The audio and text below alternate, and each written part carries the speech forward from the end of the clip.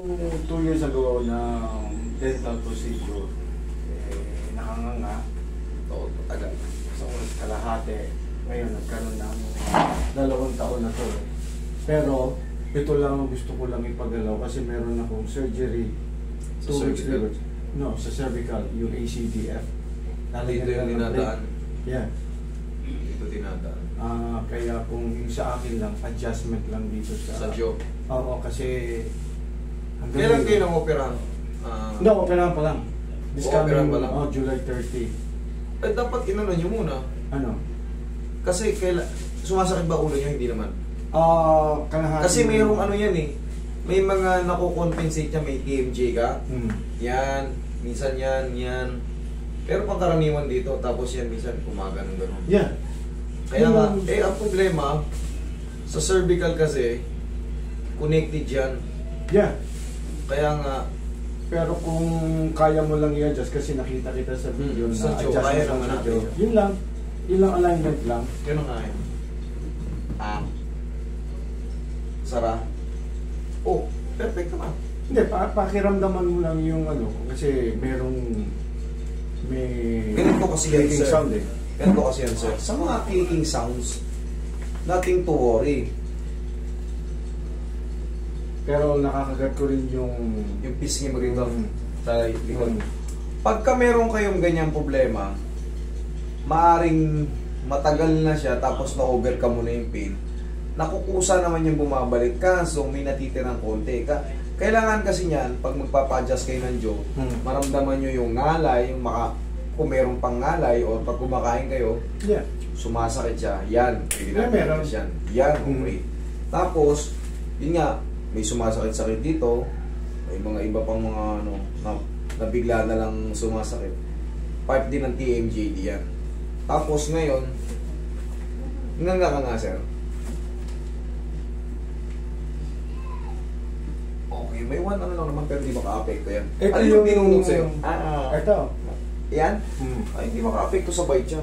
Pero yung ang makaka-apekto dyan yung tagal mo nakagano. Yeah. Okay, sige sir, dito kayo.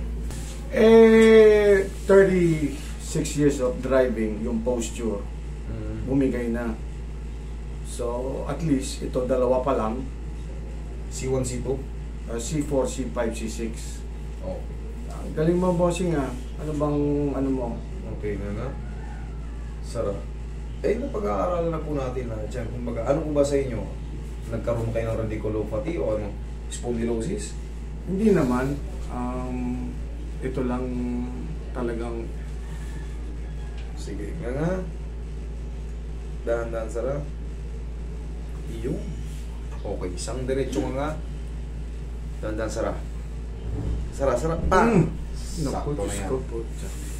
Okay, dyan lang na. Huwag mo yung nga. Wait lang.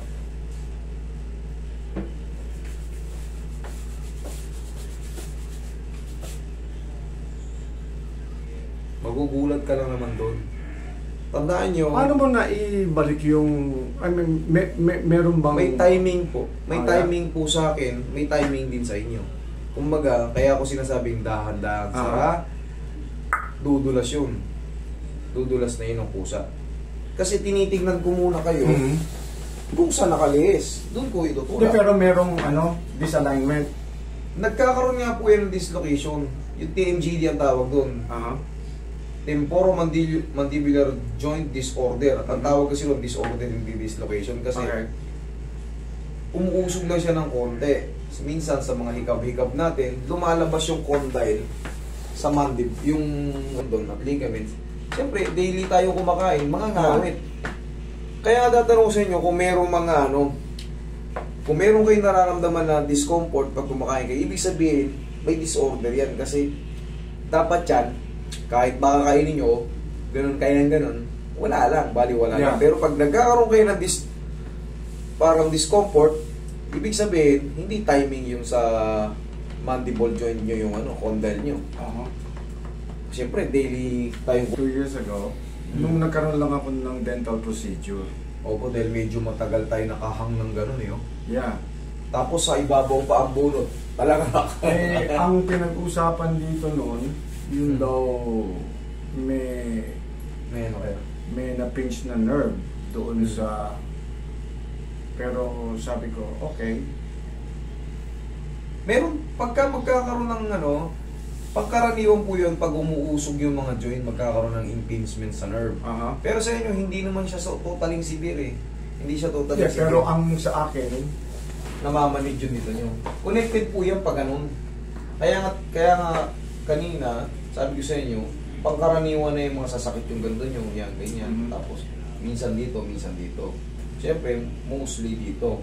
Tapos, minsan, kamalas-malasan yung ano, yung tenga, isa pa yun, umuugong, lumalagitik ng malakas yung rinig na rinig mo yung parang gano'n ang ano. Kaya na, gano'n ka. Tandaan nyo, pag na-dislocate ko yung panga nyo sa lakas ng tumulak doon, pag na-dislocate yan, ngayon pala hindi na kayo makanganga. Kasi mamamagayo. hindi, pero nakita mo na meron talagang Might lang po yung... Might lang. Oo. Kasi nga, doon din po yan sa assessment ko sa inyo eh. Mhm. Hindi ko yan ina-adjust kung wala kayong oh yeah. Opo, ganun po ang ano nun, ang assessment nun. Kaya nga sabi ko nga doon Pag may discomfort kayo, yan, ipapalitan natin ng posisyon. kasi beforehand, Satisfied kayo. kasi Huwag nga kayong dahil nga magmadali. sa pagmamaneho nga ng tagal na panahon, yun na rin yung posture nga dahil nakaganon. Sige. Check natin yung ano lang, kung ano nangyari. Pero kung talagang bone-to-bone contusion na siya, mostly kasi is spondylosis. Cervical spondylosis, pangkaraniwan na sisira yung C4, C5.